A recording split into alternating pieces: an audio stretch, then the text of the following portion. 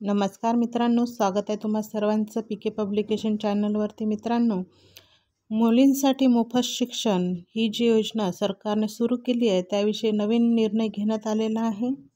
त्यामध्ये काही बदल करण्यात आले आहे, काही संस्थांना त्यामध्ये काही मार्गदर्शन करण्यात आलेलं आहे. बघूया आपण यामध्ये काय माहिती दिलेली आहे. बघा, मुलींसाठी मोफत शिक्षण विद्यार्थिनींकडून जर फी घेणाऱ्या संस्थांची संलग्नता होणार रद्द. जर विद्यार्थिनींकडून मुलींकडून जर शिक्षण घेण्यासाठी फी घेण्यात आली त्या संस्थांची संलग्नता बंद होणार. म्हणजे त्यांचं जे त्यांना ऑथॉरिटी मिळते संस्था चालवण्यासाठी ते रद्द होणार असे आपले जे शिक्षण मंत्री आहे पाटील, चंद्रकांतजी पाटील यांनी अशी घोषणा केलेली आहे. बघू यामध्ये कोणकोणते त्यांनी शिफारशी केलेल्या आहे, कोणकोणती यामध्ये अटी टाकलेल्या आहेत. राज्यातील 642 कोर्सेसना 8 लाखांपेक्षा कमी उत्पन्न असलेल्या पाल्यांच्या मुलींना अर्धी फी माफ होती. म्हणजे जे 642 कोर्स आहे राज्यामध्ये त्यातील 8 लाखापेक्षा कमी उत्पन्न असलेल्या पाल्यांच्या मुलींना, म्हणजे ज्यांचं 8 लाखापेक्षा कमी उत्पन्न आहे त्यांच्या मुलींना अर्धी फी माफ होती. तर 1 लाख रुपये फी असेल तर 50,000 अशी फी, म्हणजे अर्धी निम्नी फी त्यांना भरावी लागत होती. आता ती संपूर्ण फी माफ करण्यात आली आहे. बघा, मुलींकरिता गव्हर्नमेंट नवनवीन स्कीम काढत आहे, नवनवीन योजना काढत आहे. त्यांच्या उन्नती करता, त्यांच्या प्रगती करता, त्यांनी आणखी वरच्या दर्जाचं शिक्षण घ्यावं याकरता गव्हर्नमेंट वेगळ्या योजना राबवत आहे. बघा, यामध्ये 642 कोर्स होते जे राज्यातले, महाराष्ट्र राज्यातले जे 642 कोर्स होते त्यामध्ये ज्यांचं उत्पन्न 8 लाखाच्या वर आहे त्यांच्या मुलींना अर्धी फी लागत होती. आता ती पण त्यांनी माफ केलेली आहे. तसा GR ही काढण्यात आलेला असून महाविद्यालयांकडून फीची मागणी करण्यात येत आहे करिता त्या संबंधित संस्थांची संलग्नता तात्काळ रद्द करण्यात येईल असं यामध्ये म्हटलेलं आहे. मुलींसाठी लवकरच टोल फ्री क्रमांक सुरू करण्यात येणार असून महाविद्यालयाची तपासणी करण्यासाठी 10 जणांची टास्क फोर्स तयार करण्यात आल्याचे राज्याचे उच्च व तंत्र शिक्षण मंत्री चंद्रकांत पाटील यांनी अंमळनेर येथे पत्रकारांशी बोलताना सांगितलेलं आहे. बघा,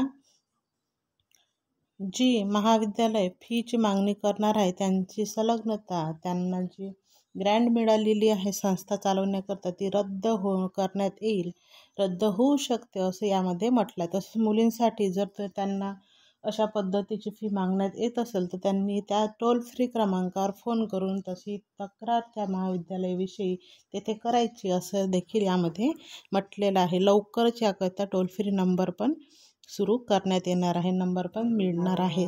तसेच महाविद्यालयाची तपासणी करण्यासाठी 10 जणांची टास्क फोर्स तयार करण्यात येणार देखील आहे.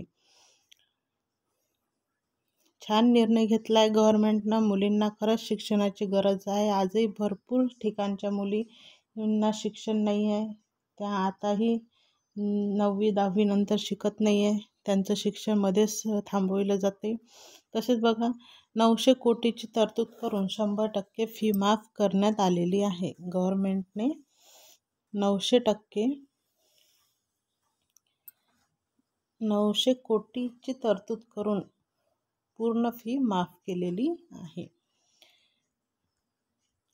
राज्याचे उच्च व तांत्रिक शिक्षण मंत्री चंद्रकांत पाटील हे मुक्त विद्यापीठाचे उपकेंद्राच्या भूमिपूजन करण्यासाठी अंमळनेर येथे सोमवारी दिनांक 5, म्हणजे कालची 5 तारीख होती ना, काल सोमवारी ते अंमळनेर येथे आले होते. त्यावेळी त्यांनी पत्रकारांशी संवाद साधला. त्यावेळी ते सांगत होते की राज्यातील प्रत्येक भागात शिक्षणाबद्दल मुलींमध्ये आनंद उत्साह आहे. म्हणजे जे त्यांनी हे योजना काढली त्यामुळे मुलींमध्ये आनंद आणि उत्साह आहे. तसेच माझी लाडकी बहीण योजनेवरून आणि मुख्यमंत्री यांच्या वाढदिवसानिमित्त या युवतींनी ओवाळणी करून राखी बांधली. सोमवारी त्यांनी सांगितलं की मुलींकरता असा टोल फ्री क्रमांक लवकरच ते अंमलात आणणार आहे म्हणून.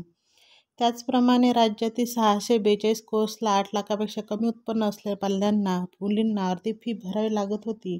आता ती संपूर्ण फी माफ करण्यात आली असून 100% फी शासनाकडून भरण्यात येणार आहे. पूर्वी राज्य शासन 900 कोटी खर्च करत होते, त्यात आणखी भर घालून आणखी 900 कोटीची तरतूद करून 100% फी माफी करण्यात आल्याचे व तसा GR काढण्यात आल्याचे आमदार चंद्रकांत पाटील यांनी सांगितले. म्हणजे आधी गव्हर्नमेंट 900 कोटी खर्च करून अर्धी फी भरत होतात, आता पुन्हा त्यात 900 कोटी ॲड केले, म्हणजे 1800 कोटी गव्हर्नमेंट देणार, म्हणजे सर्व फी गव्हर्नमेंट भरणार आहे. छान निर्णय गव्हर्नमेंटचा. मुलींना खरंच शिक्षणाची गरज आहे, कारण की काळानुसार आणि समाजातील जे वास्तव आहे त्यानुसार मुलींना त्यांच्या पायावर उभं राहणं खरंच आवश्यक आहे, अत्यंत गरजेचं आहे. बघा, मुलाला शिक्षणासाठी प्राधान्य देताना आता मुलीला उच्च शिक्षणासाठी थांबावे लागणार नाही.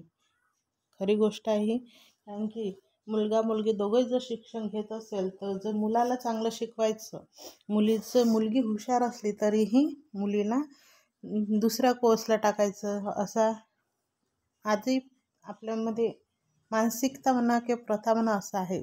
मुलीपेक्षा मुलाला समोर केल्या जाते. जर शिक्षणासाठी असेल तर मुलालाच जास्त पैसे लावून आणखी चांगलं शिक्षण देण्याचा प्रयत्न केला जातो. मुलगी का आज आहे उद्या नाही, उद्या ती दुसऱ्याच्याच घरी जाणार आहे, हाच विचार आजही आपल्यामध्ये दिसून येतो.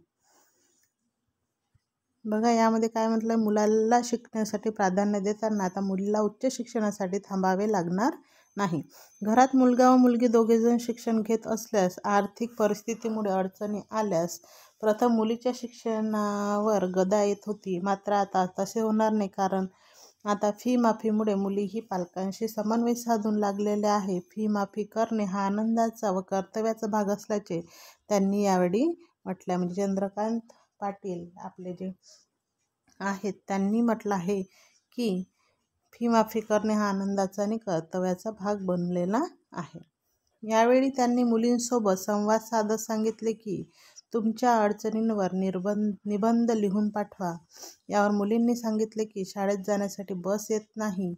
बघा, यावेळी चंद्रकांत पाटील यांनी मुलींसोबत संवाद साधला आणि त्यांना म्हटलं की तुम्हाला कोणकोणत्या अडचणी येतात, तुम्हाला काय प्रॉब्लेम आहे ते मला तुम्ही त्याच्यावर निबंध लिहून पाठवा. अडचणींवर ज्या अडचणी येत असेल त्याच्यावर निबंध लिहून पाठवा, आम्ही ते सॉल्व करण्याचा नक्कीच प्रयत्न करू.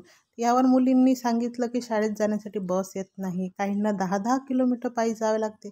आजही खेड्यापाड्यामध्ये ती स्थिती आहे, कुठे बसेस नाही, कुठे ऑटो नाही, तर मुलींना पायी पायी जावं लागते. सायकलही मिळत नाही. गव्हर्नमेंटच्या आहे 3.5 किलोमीटरच्या दूर जर शाळा असेल तर त्यांना सायकली देण्यात येईल आहे स्कीम, पण गरजूंपर्यंत त्या पोहोचत नाही. त्यामुळे खूप ठिकाणी डोंगराळ भागात म्हणा किंवा आदिवासी भागात 10-10 किलोमीटर पायी जावं लागते. यासाठी खाजगी पातळीवर रोजगार उपलब्ध करता येईल का, यासाठी शाळा महाविद्यालयांशी विचारविनिमय सुरू असल्याचेही त्यांनी यावेळी नमूद केलेलं आहे. राज्यामध्ये काही महाविद्यालय फी आकारली जात आहे, याबाबत गेल्या 4-5 दिवसांपासून विचारविनिमय सुरू आहे. राज्यामध्ये जे काही विद्यालय आहे तिथे फी आकारली जात आहे का, याबद्दल देखील विचारपूस सुरू आहे. महाविद्यालय ट्युशन फी घेत नाही, इतर फी आपण माफ करू शकत नाही. यामुळे गॅदरिंग, जिमखाना, मॅगझिन फी घेण्यात येत आहे, तो फरक बघण्यात येईल. म्हणजे जे महाविद्यालय आहे तिथं गॅदरिंग भरवले जाते, ते फी घेतली जाते. जिमखाना आहे, तुम्हाला जर जिमची आवड असेल तर तुम्ही जिममध्ये जाऊ शकता, पण स्वतःच्या पैशाने. आणि मॅगझिन आहे, तुम्हाला मॅगझिन वाचायचं आहे तर तिथे तुम्हाला फी द्यावी लागणार आहे. यासाठी 10 जणांची टास्क फोर्स तयार करण्यात आलेली आहे. महाविद्यालयाला सूचना देण्यात आलेल्या आहेत. तसेच नियम व अटी पूर्ण करण्यासाठी तपासणीसाठी प्रत्येक ठिकाणी एक व्यक्ती त्या ठिकाणी जाणार आहे. म्हणजे बघा, जी टास्क फोर्स 10 जणांची तयार करण्यात आली आहे त्यामधील एक जण प्रत्येकी एका ठिकाणी एक व्यक्ती जाऊन तेथील नियम आणि अटी पूर्ण आहेत की नाही तिथली शहानिशा करणार आहे.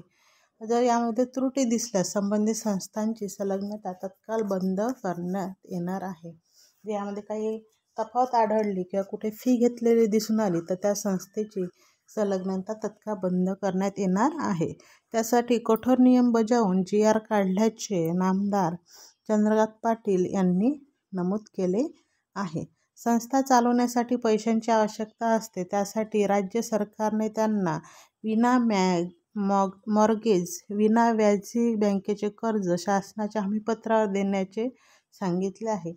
जर तुम्हाला संस्था चालवायची आहे, ठीक आहे, संस्था चालवण्यासाठी पैसे आवश्यक आहे, तर त्याकरता राज्य सरकारने त्यांना विना व्याजी बँकेचे कर्ज असं शासनाच्या हमीपत्रावर देण्याचं सांगितलेलं आहे. त्यासाठी संबंधित संस्थांना बँकेत नवीन खाते उघडण्याबाबतही सांगण्यात आलेलं आहे.